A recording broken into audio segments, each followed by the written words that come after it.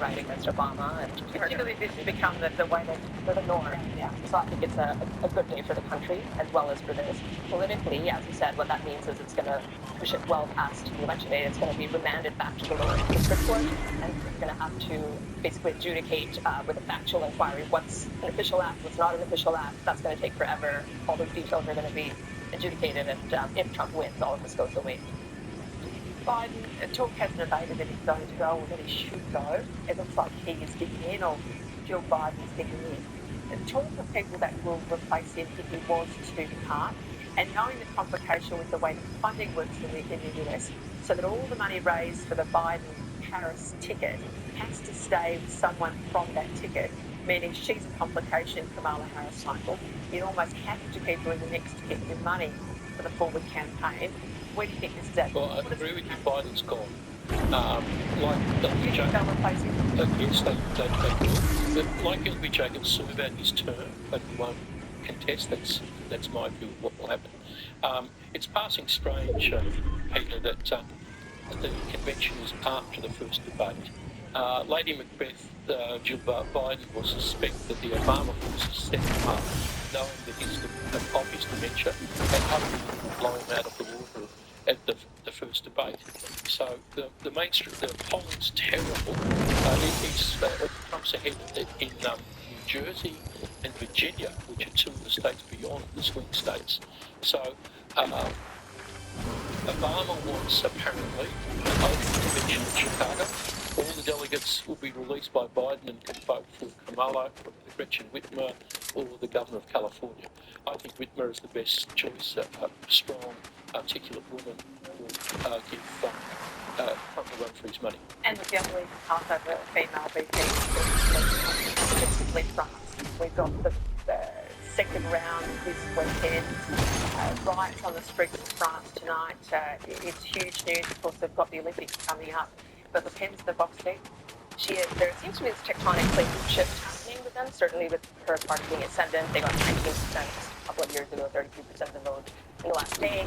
But then on the other side, you're seeing sort of the far left, the Muslim faction of the group kind of coalescing and coming together to try and unseat them. And I think that's what we're going to see. France is kind of a microcosm where we've got a significant Jewish population and a Muslim population. All that is coming out of it. It's like the Greece Islamist unity tick here.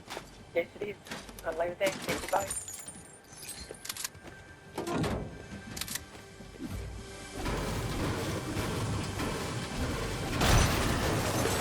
The first US presidential debate, it's come early, could signal the beginning of the end for Joe Biden after a woeful performance riddled with incoherent ramblings and bizarre facial expressions.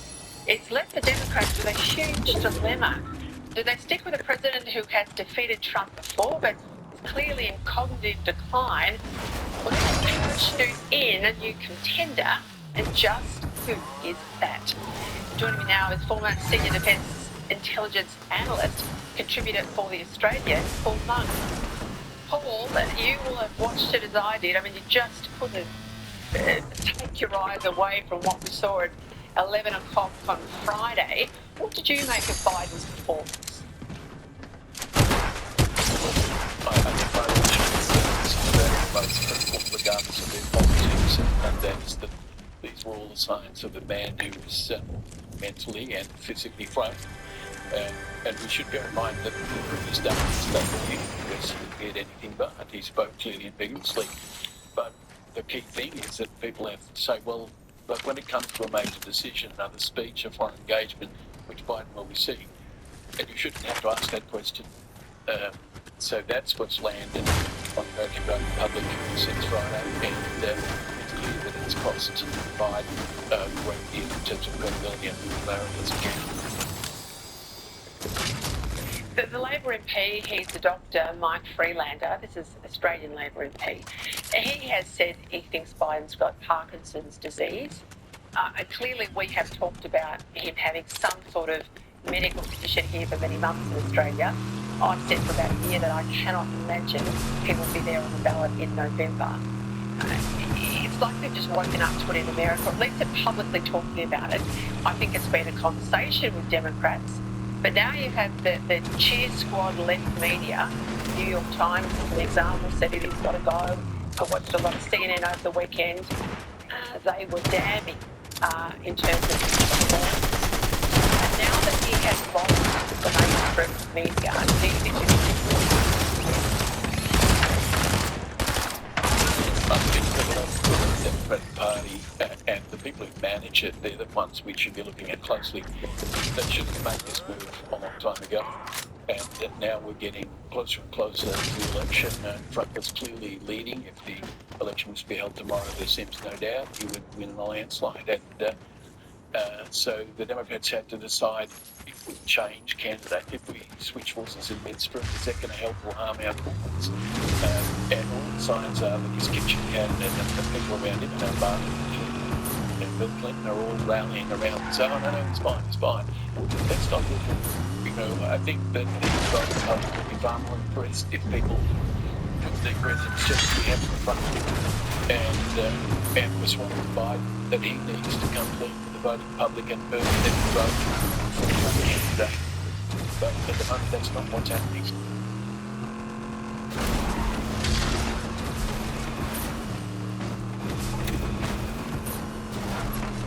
with those reports, of course, that there's crisis talks happening at Camp David about what happens next. I want to ask you, though, there's been a lot of criticism levelled at Jill Biden, particularly there's been suggestions that she's the one actually pushing him to continue in the race. Do you think that criticism of her is fair in the context?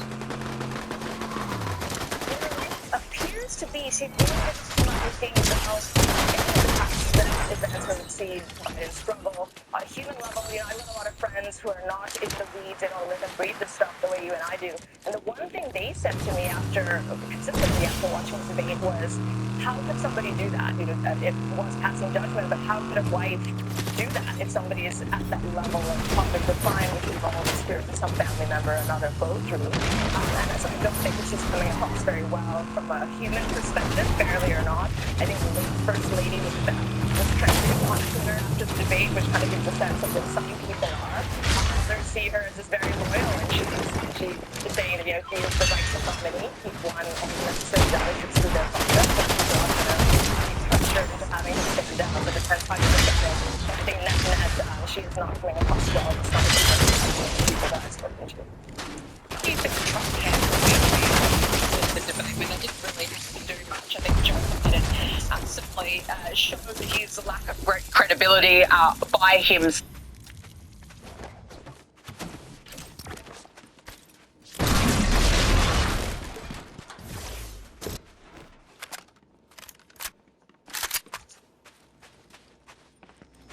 So folks know these resources are available to them and anyone who needs them. I was telling the group who briefed me earlier, my brother has an expression, you got to know how to know.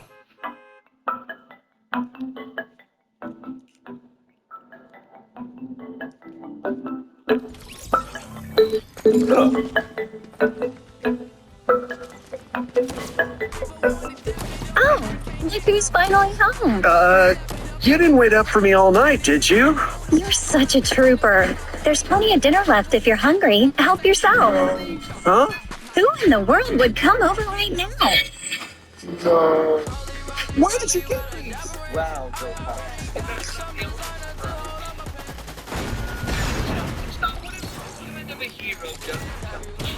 Wait a second, Aaron. Did you get these photos? I'm sorry, dear. I just love taking. Show business can be rough then with all that money and fame. Geez, the first chance they get. I feel sad for you. I can't believe you've been through all of this just because I turned down your autograph. Hold on, you're gonna be doing that your husband's a cheat? It's not proof because he's not a cheat. I'm sure there's a very good reason for that kiss. There sure is, Vidal. Now, would you please get out of my house? Oh, Tippy's finally home.